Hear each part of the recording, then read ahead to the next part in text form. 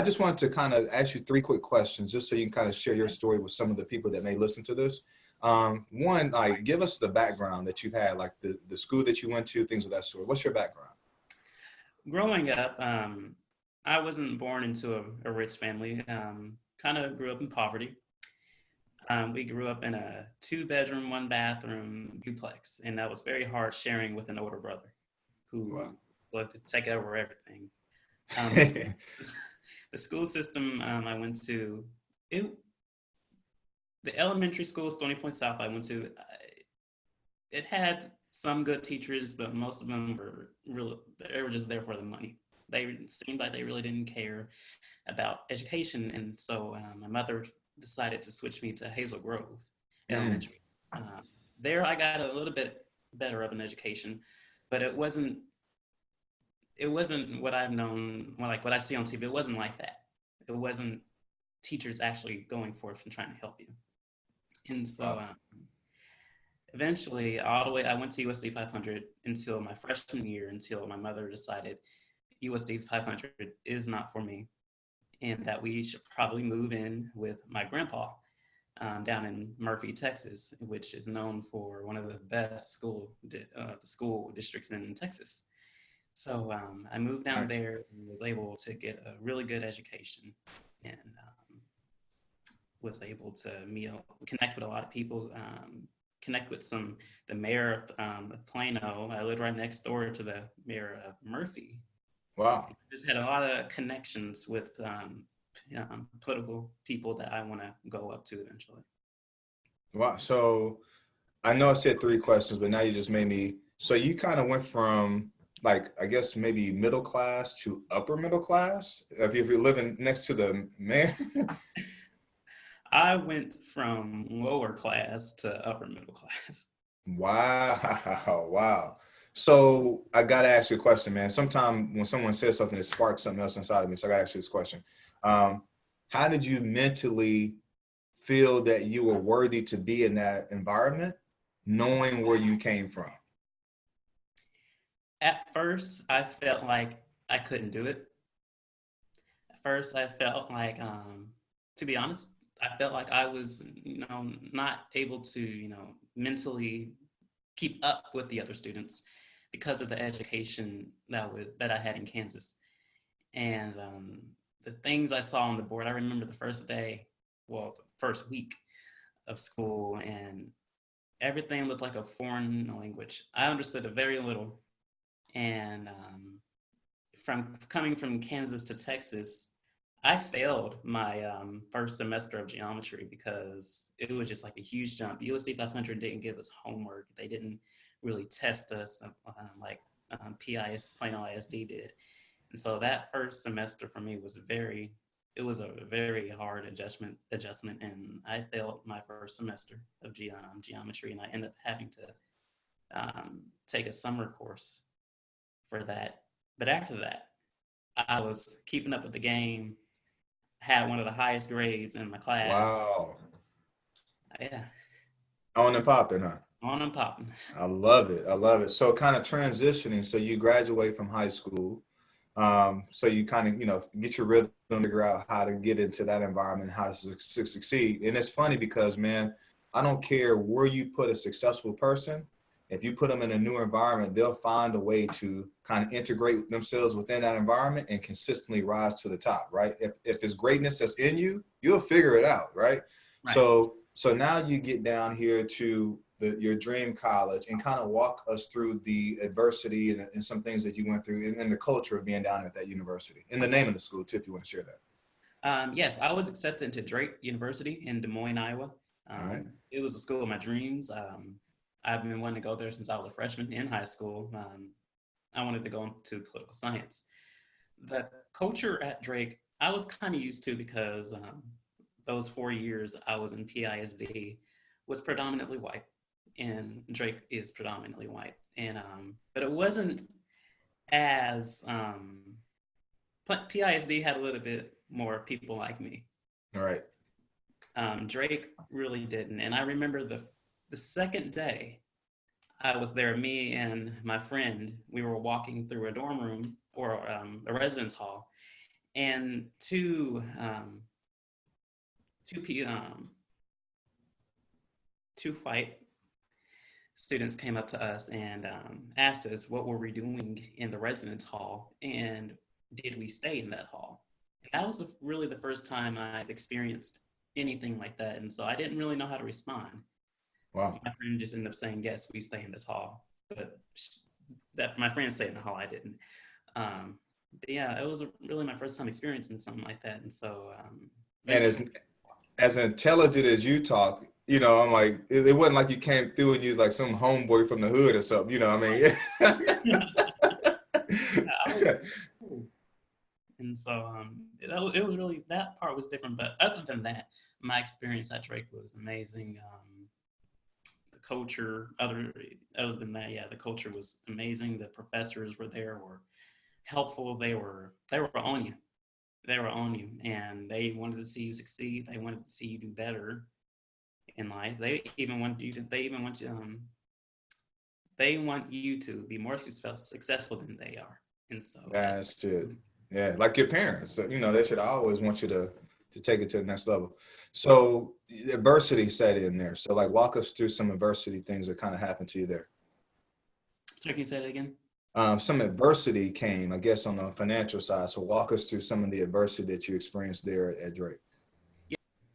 Yes, I got a presidential scholarship from Drake, and it wasn't enough to cover my full tuition for the rest of my college life. It didn't even cover the tuition for the first semester, and so I remember going to the financial aid office and asking my financial aid person, "How can I get the money to pay for just the rest of the semester?" And she told me that I could do a work study, which I knew that wasn't going to cover not even 50% of what I owed. And then I remember her saying that I should take out a student loan, which I didn't want to hear that at all. I'm not big on student loans at all. And so she was getting ready to give me the papers to um, fill out the student loan. And I was getting ready to sign it out of, I was just ready. I was there at Drake. I got accepted and I wanted to be at Drake. But then something came to me and told me, you don't want to go into debt right when you get out of high school, right when you get out of college. You don't want that financial burden. So I told her, let me think about this for a day or two. And so called some people. I called you, Mr. Harris, and I called my aunt, I called my mom, I called almost everybody to ask some advice, and I got Mhm. different opinions on what I should do. But eventually, I just said, no, I don't. I don't want this. Um, I don't want to be in debt. And so I made the very hard decision to withdraw from Drake. Which I know was tough. You know, so I want to give you kudos, man, because a lot of times people will make emotional decisions, but you made a grown-up decision to protect your financial future. And so when you go to college, it's all about getting the education, which is a skill that's necessary to go into the marketplace and command money. But you basically said, I don't want to go into the marketplace and command money and then have somebody's hand not ready to take it before I even get it, you know, because Right. of the obligations you got to pay back. Right. So, Can't even enjoy it. Can't even. right. I remember Yes.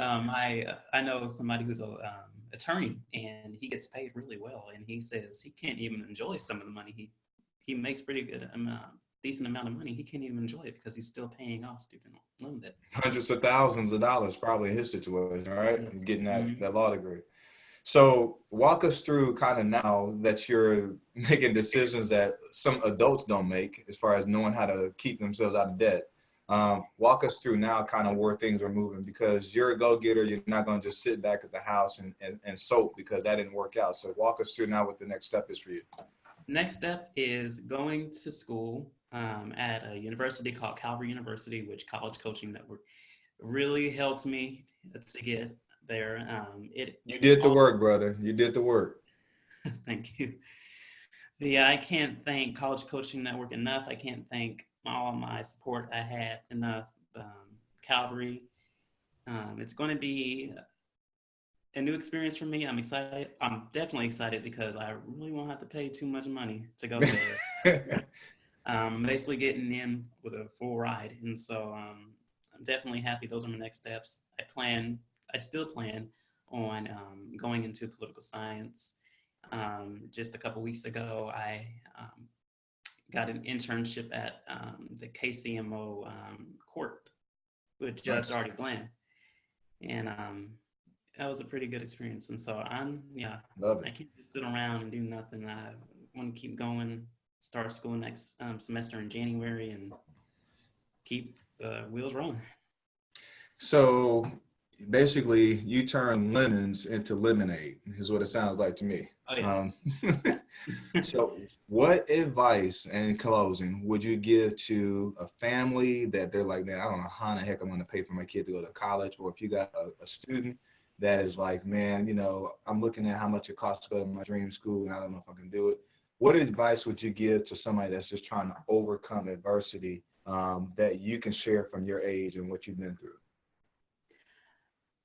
I would advise that apply to more than one school. That's the mistake I made. I only applied to Drake.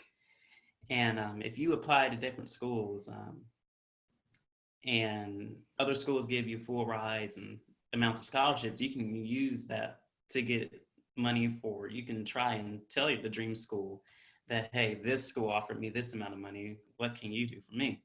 Right. So I would advise apply to different schools just in case you don't get the financial help like I did. I also would advise that can you afford to go to your dream school? If you can't, try to go to. My grandpa gave me this advice. He said, go to community college for about 2 years, and then go to your dream school because that will be significantly cheaper. You won't have to pay for those core classes that you need. You're just paying for your major and your minor. Right. So those are the two main advice I would give. That's good. That's better than probably most adults will be able to give. So that's awesome. Oh, I'm and grateful. Yeah, yeah, go for it. Yeah. one last advice: don't be scared to make decisions like I made. You don't want to care too much about what other people think. Oh, he withdrew from Drake. Oh, he can't afford it. Oh, he's poor. Don't be afraid about what other things about what other people think. Just do what's best for you. Amen. Amen. Man, you gonna tear it up out here. When you get through school, man, just because of just your character, definitely your connections, right? You got some connections. Oh yeah. But but just what's in your heart, man, to do, as far as just the community and stuff like that. And I don't think you're going into political science just because you want to be a nerd like that. I think you actually want to get out here and make an impact in the lives of people, right? Yes. And I so have a notebook that I write down all my ideas so when I get elected, I can put these plans in place. I already have a whole, oh yeah, I already have my ideas down. I love it. I love it. I love it. And so thank you for your time. I'm here. So just because we finished this interview, I'm not going nowhere. I'm in the journey with you. So if you need anything, do not hesitate to reach out to us. All right, thank you. Thank you so All right. much. Appreciate you, man. You be blessed. You too. Thanks. Yes, sir.